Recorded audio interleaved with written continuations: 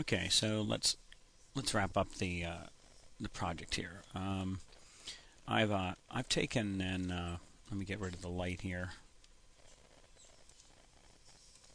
Bring this in.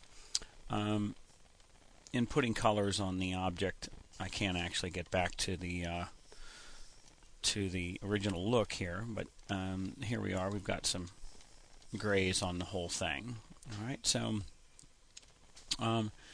now to put some color on this and some light, we're actually going to go and hit M. That'll bring up the materials editor. That's the letter M. Or you can actually go up and pick the materials editor right up in the upper right.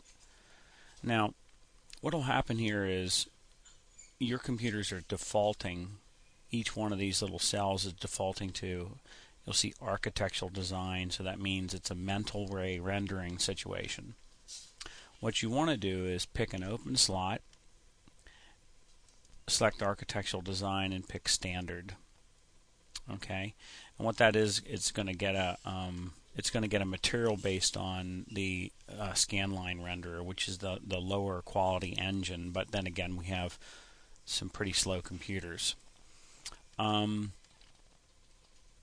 here, we'll go ahead right down beside ambient and diffuse. We'll choose the button, or I'm sorry, the actual grayed out area here under diffuse, and we'll choose a color. Now, if you take a look at the joystick, if we look at the joystick in the on the web, let me just enter a new tab here. I'm on my other screen. Let me pull it over so you can see what I'm doing. This should remember where I was. There we go. Let's take a look at the colors, and just for sake of anything different, let's go ahead and set it up the way they have it. They've got this gold stick, black, white, and a red black cord. Okay, so let's build a gold color. So let's pick out here. We want to move it around until we're kind of going to be, you're looking in this area for a gold color, and these are far better than obviously the assigned colors that it comes up with when it comes to choosing colors from a palette and possible colors for the object. Let me take a look here. Here's kind of something getting kind of close to gold. It takes a little while to get this, go to a little bit more of a saturation. I'm not crazy about their gold anyway. You'll be seeing it happen right up here. Alright, say OK. Architecture, standard, and let's go ahead and pick let's say a black. And I did find out black is kind of crazy, so probably like something kind of in the middle here. You don't want it to be, you can see it starting to turning into nothing but just a silhouette. You don't want that, so we'll lighten it up and maybe keep it right about maybe there. And then there was a red, and I had built these previously. And there's also a white, by the way, so we'll do a red, and we'll go down here. We'll look for the reds, saturate it pretty well, so looking more like the gold I was missing. We'll slide this around until we get a, maybe we'll do that. Okay, and then we'll pick one more ball, get out of that, go to standard, go to colors, and we want a white. Pull it open until super white. Say OK. Alright, so now let's drag and drop these colors on the object as you see it. Okay, the gold goes to here. I'm just clicking and dragging. Okay, all of these were actually black.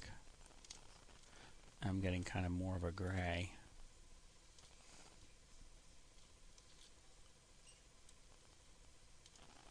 We'll see how it renders. Let's take a look at the web. What was white? The platter on the bottom here was white. So, wrong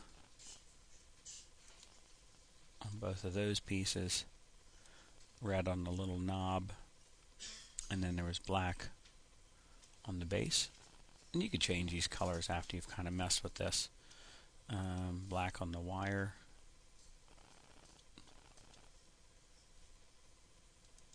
I think it might have dropped it on the background. That was kind of crazy. Come on, go on the line. There we go. Alright, hadn't really understood. I didn't know it would change the environment by dropping it in the environment. So, there we go. We've got some colors here. We can pick the render setup. It's going to do 640 by 480. You could up this if you wanted to. You could pick HD if you want to. Crazy stuff.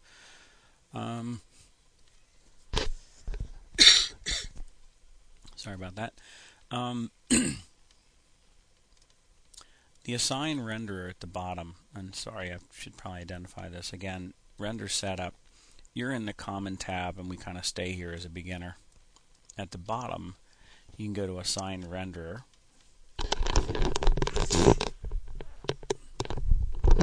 Sneezing and coughing, great. And this is under the assign renderer. If you choose this button beside production, mental ray is our other option. And if yours is set to mental ray, please set it to default scan line, and that's the render. All right. And what we're going to do is it's going to render a single right there, a single frame. It's not in the video mode here. We haven't set it up for an AVI. And if we take a look at it, we can go to Files, and we could set the output right now, or we could just save it from the little window that it gives us. I usually save it from the window. I don't when I'm doing JPEGs and stuff. You could pick the desktop, and you could say like JStick 1. This might be the first time we shoot for this. So now it's going to send it there.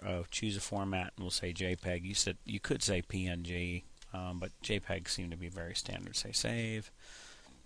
Set everything at the max here. Large file, best, so on and forth. Say OK. So it's ready to do that, and it'll just instantly do that. It's going to save it to a file. So I'll go ahead and pick render. And there we go. Alright, pretty boring.